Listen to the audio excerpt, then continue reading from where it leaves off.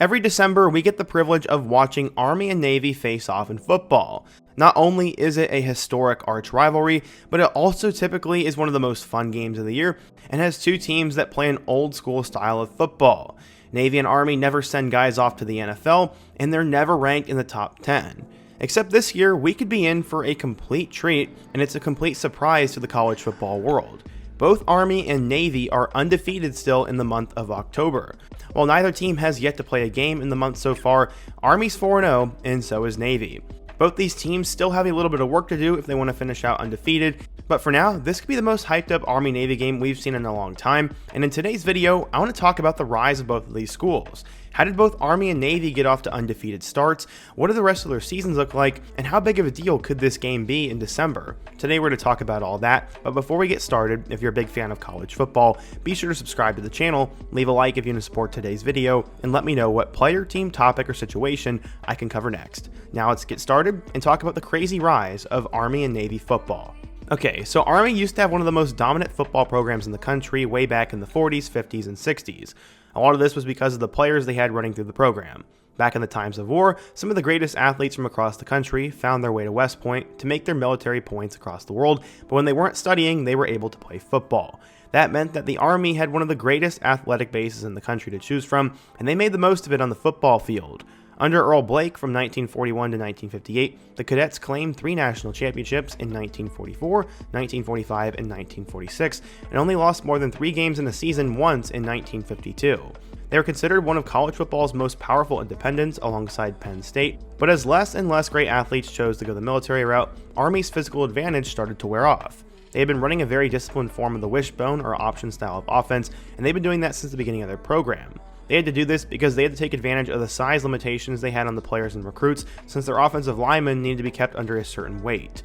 Early on, this offense was hard to stop, even if it was referred to as 3 yards in a cloud of dust, because the Army was so good at running it, and then it became impossible to stop. But over time, defenses got more complicated, and without any other plays to run to, the option style of offense sometimes got really easy to defend, and Army's offense would get shut down.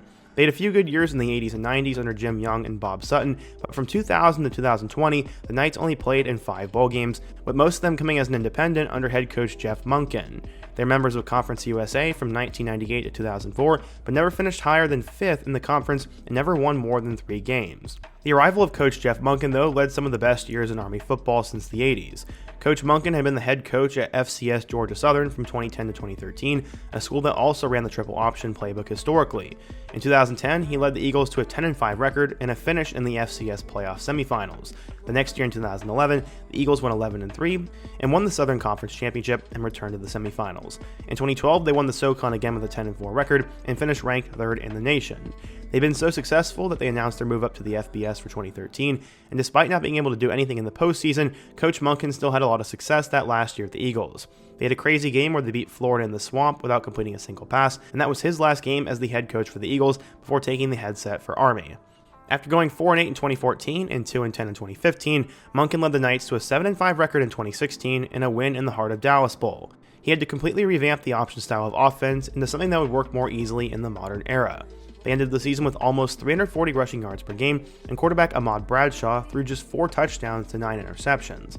But they had a strong defense to go with an offense that dominated time spent on the field, and this was enough for them to finish with the 16th best defense in terms of points allowed.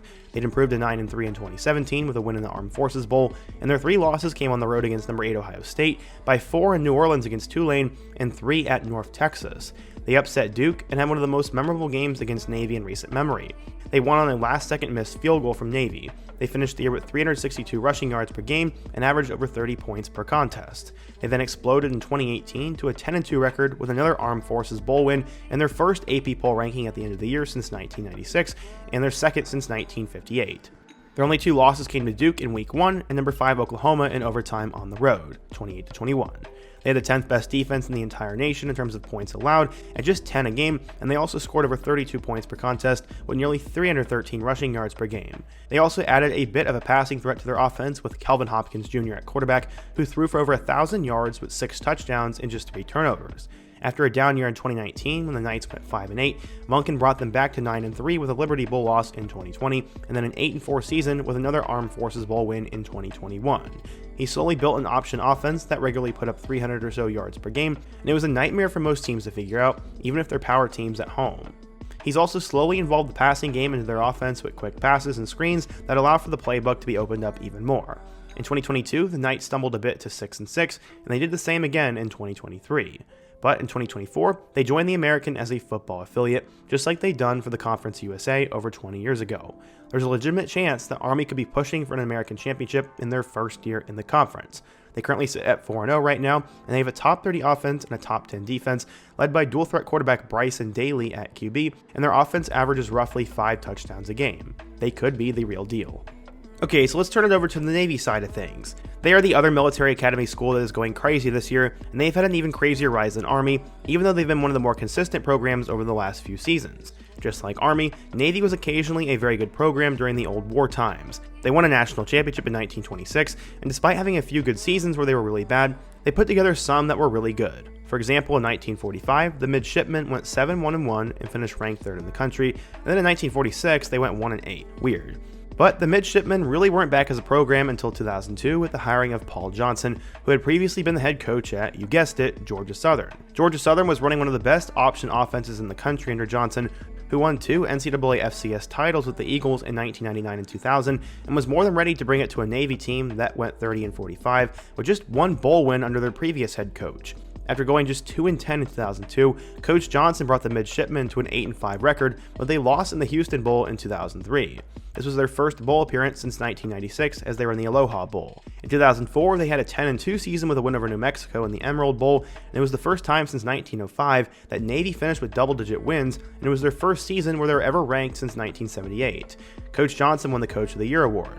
Over the next 3 seasons, Coach Johnson would continue to elevate the Midshipmen, leading them to an 8-4 record with a Poinsettia Bowl victory in 2005, a 9-4 season with a bowl loss in 2006, and then an 8-5 season with a bowl loss in 2007. But they also had their first rivalry game win over Notre Dame since the 60s. He then went 11-1 for the Commander-in-Chief trophy during this period, and the only loss came to Air Force in his first season. He never lost to Army. But his coaching success with Navy and his option style of offense became interesting enough to Power 5 schools that he became a hot coaching prospect.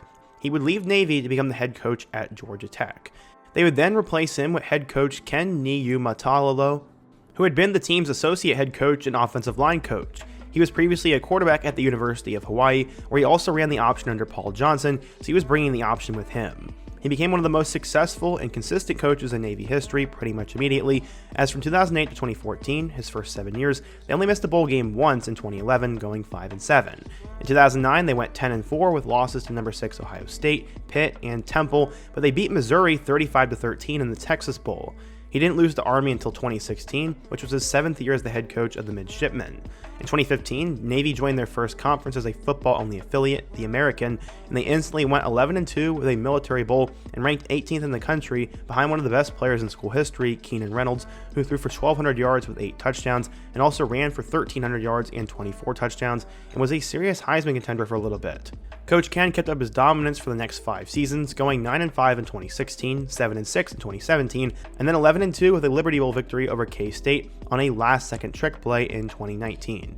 But Navy did go 3-9 the year before, and the program started to take a downturn after that Liberty Bowl. In 2020, Navy went 3-7 and didn't win a single game against Army and Air Force, and they then went 4-8 in 2021, but did beat Army in the llast game of the year, and then went 4-8 the next season in 2022, and lost to Army and Air Force. There was a lot of talk that the game had passed Coach Ken by, or that the option style of offense wasn't working anymore. So, Navy fired him at the end of the 2022 season to bring in a new head coach.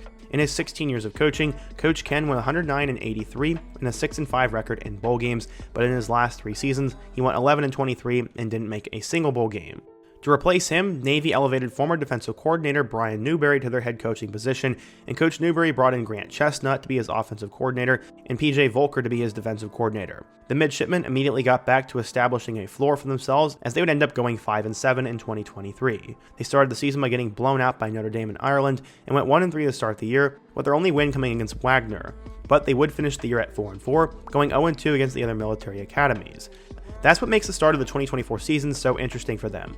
They've already almost matched their win total from last season and are 4-0 through their first 4 games of the season. They beat Bucknell and Temple to start the year, and then upset Memphis and beat UAB by putting up a ton of points. So far, they're averaging 46 points per game and have the 9th best scoring offense in the country.